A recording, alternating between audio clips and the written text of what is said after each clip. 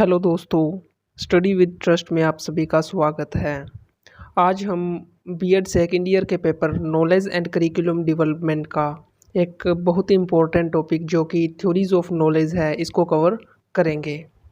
इससे पहले हमने इसी पेपर का एक जो टॉपिक है दूसरा, जिसमें हमने नॉलेज का कंसेप्ट और नॉलेज के जो टाइप्स होते हैं वो हमने कवर कर लिया है।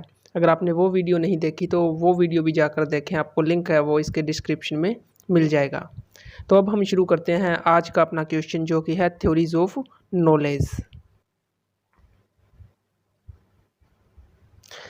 तो सबसे पहले हम बात करते हैं थ्योरी ऑफ एम्पिरिसिज्म की। जो अपनी फर्स्ट थ्योरी है वो है थ्योरी ऑफ एम्पिरिसिज्म। इसमें क्या होता है, educational theory of empiricism also known as the empiricist education और empiricist pedagogy. It is a learning approach that emphasizes the importance of direct sensory experiences and observation in the process of acquiring knowledge। यानी कि अपनी जो theory of empiricism है, इसको हम और किन किन नामों से जानते हैं, इसको हम एम्पिरिसिस्ट एजुकेशन या एम्पिरिसिस्ट पेडागोजी भी हम इसको बोलते हैं। इसमें क्या होता है, इसमें हमारा जो मेन फोकस होता है वो सेंसरी एक्सपीरियंस या जो हम ऑब्जर्वेशंस बनाते हैं उन पर रहता है। यानी कि जो नॉलेज एक्वायरिंग का प्रोसेस है उसमें सबसे मेन रोल किसका होता है, जो सेंसरी एक्सपीरियंस है या हमारी ऑब्जर्वेशंस है उनका होता है, according to theory of empiricism.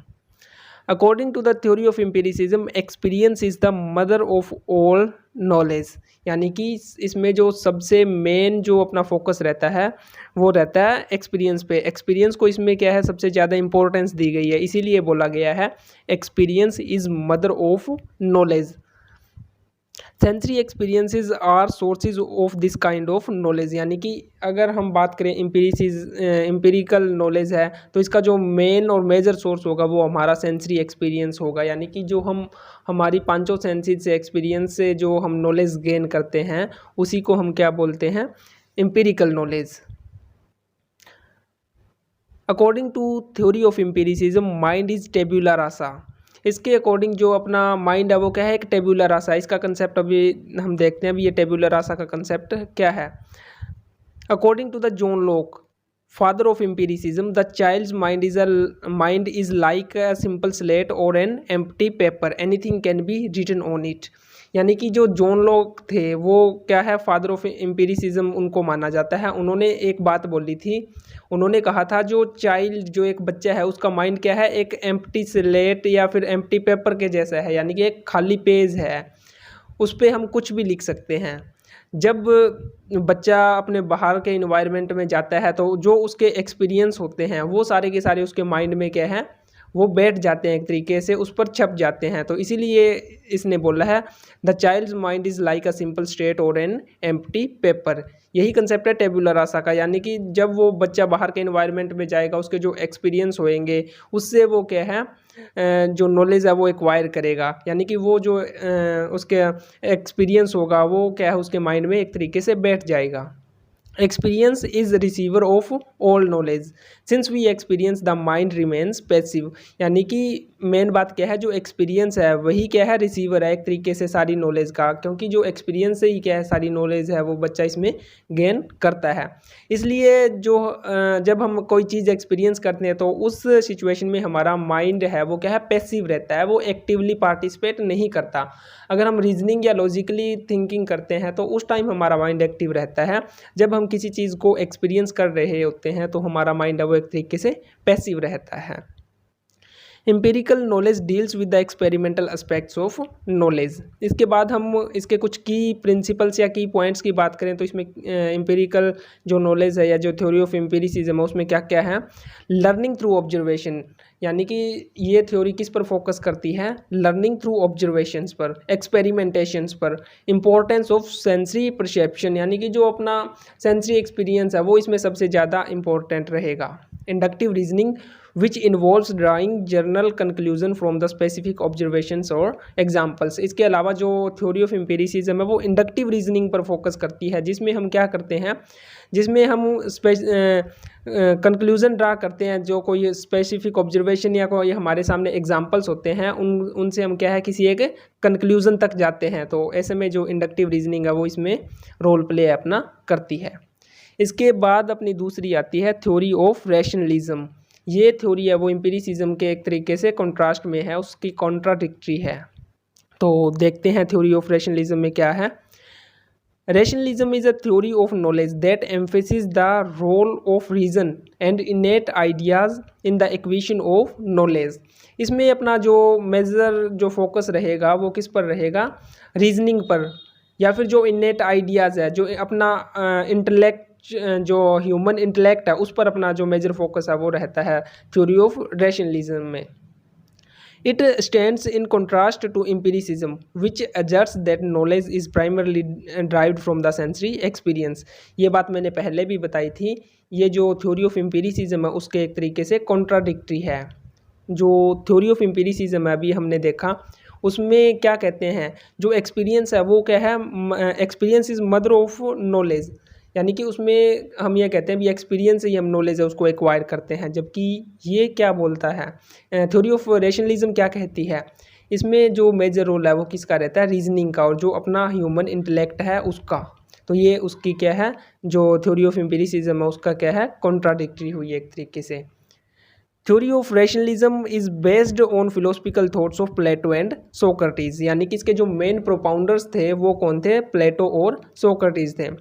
All knowledge is rational in nature, definite, true and universal knowledge can be attend only through intellect.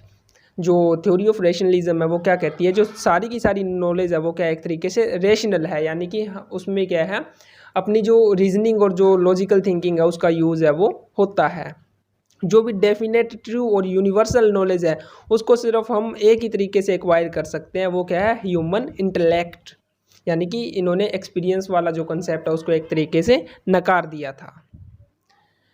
Mind create इनेट ideas and it involves mental process. इसमें क्या कहते हैं, theory of rationalism में भी जो human mind है ना वो कुछ ऐसे इनेट आइडियाज़ है उनको क्या है, क्रिएट करता है। और जो नॉलेज एक्वायरिंग का प्रोसेस है वो एक तरीके से इन्होंने क्या बोला है, मेंटल प्रोसेस है। Reasoning is the source of knowledge and mind remains active in reasoning. हमने थ्योरी ऑफ एम्पिरिसिज्म में क्या पढ़ा था, experience is the source of or mother of knowledge. तो रैशनलिज्म की थ्योरी क्या कहती है, reasoning is the source of knowledge, यानी कि जो रीजनिंग है वो मेन सोर्स है सभी तरीके की जो नॉलेज है उसका। और इसमें जब हम रीजनिंग का यूज़ करते हैं तो जो ह्यूमन माइंड है वो एक्टिवली पार्टिसिपेट करता है नॉलेज एक्वायरिंग का जो प्रोसेस होता है उसमें। It deals with the theoretical aspect of knowledge. जबकि जो एम्पिरिसिज्म थ्योरी थी, एम्पिरिकल थ्योरी थी, वो क्या है, प्रैक्टिकल एस्पेक्ट की बात कर रही थी। इसके बाद जो रैशनलिज्म थ्योरी है इसके कुछ की प्रिंसिपल्स क्या हैं, इनेट आइडियाज़, यानी कि ये जो ह्यूमन इंटेलेक्चुअल जो या फिर इनेट आइडियाज़ है उस पर मेन फोकस करती है।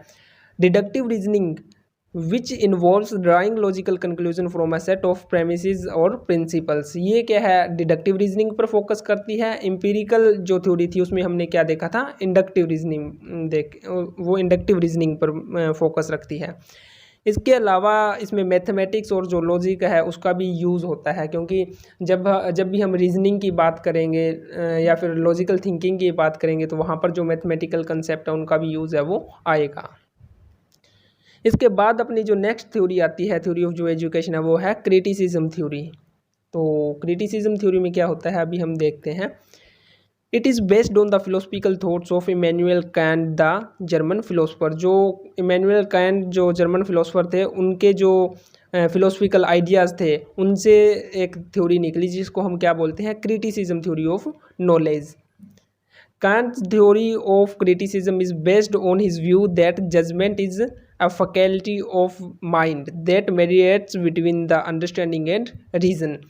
इसमें क्या बोला गया कि जो क्रिटिसिज्म है उस पर इन्होंने मेन फोकस किया, यानी कि जो ह्यूमन जजमेंट है, जो अपने जो जजमेंट की जो पावर है वो एक तरीके से क्या है, बहुत मेजर रोल प्ले करते हैं। ये अंडरस्टैंडिंग और रीजनिंग दोनों के बीच में एक तरीके से काम करती है।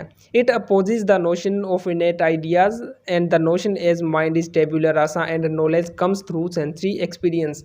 जो क्रिटिसिज्म थ्योरी है इसने दोनों को ये एक तरीके से रिजेक्ट कर दिया। एम्पिरिकल थ्योरी को भी जो क्या कहती थी, जो ये बात बोलती थी कि जो ह्यूमन माइंड वो टेबुलर रासा है, knowledge comes through sensory experience, उसको भी रिजेक्ट किया। और जो इनेट आइडियाज़ वाली जो थ्योरी थी, यानी कि जो रेशनलिस्ट थ्योरी थी, उसको भी एक तरीके से इसने अपोज किया, उसको भी एक तरीके से इन्होंने रिजेक्ट किया। तो इसमें अब क्या होता है, knowledge can be gain by synthesising reasoning and experience, यानी कि जो नॉलेज है ना वो रीजनिंग और एक्सपीरियंस दोनों को सिंथेसाइज करके, दोनों का विश्लेषण करके ही एक्वायर की जा सकती है।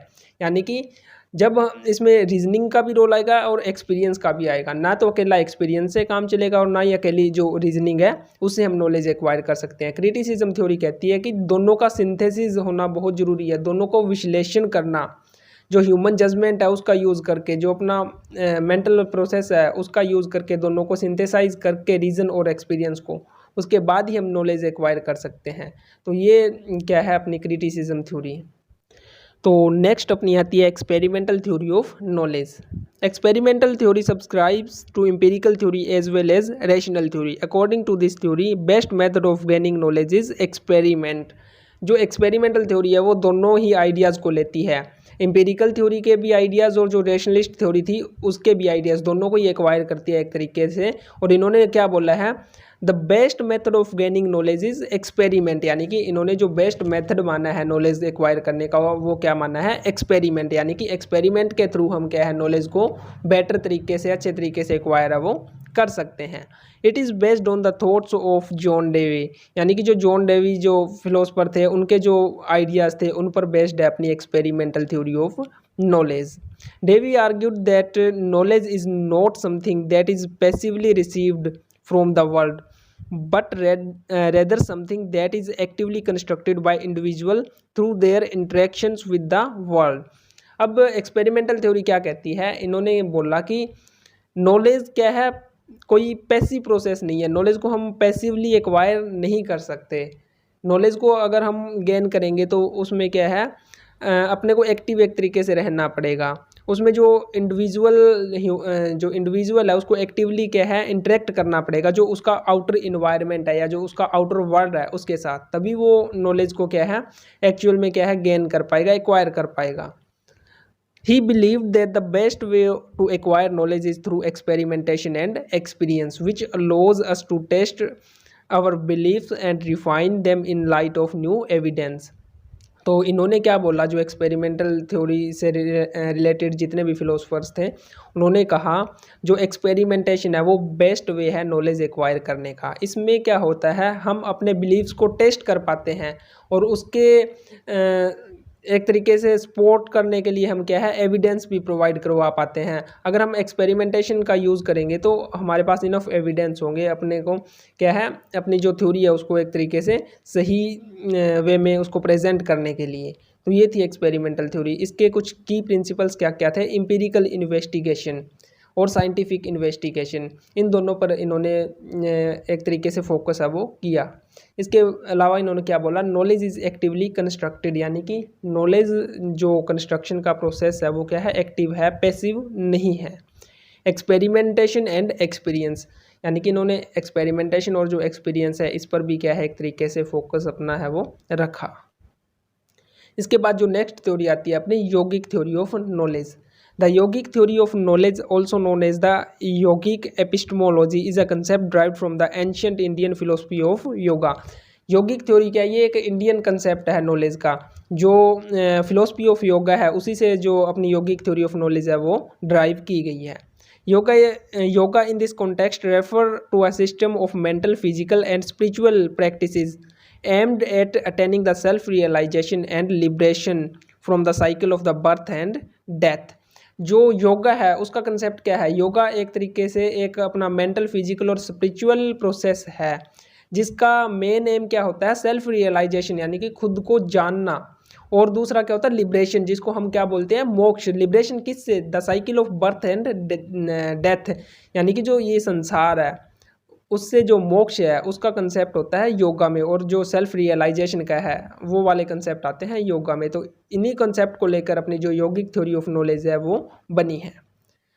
The yogic theory of knowledge is based on the direct personal experience and inner realization rather than relying solely on external sources और intellectual reasoning। इन्होंने बोला कि नॉलेज वो नहीं है जब हम किसी एक्सटर्नल सोर्स या सिर्फ हम इंटेलेक्चुअल रीजनिंग की ही बात करते जाएं।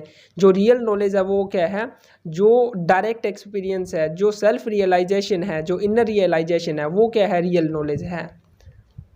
इसके अलावा और इन्होंने क्या क्या बातें की, it emphasis the idea that true knowledge is not merely intellectual or acquired from the books and teachers but it is derived from the individuals direct experience and insight gain through the self awareness.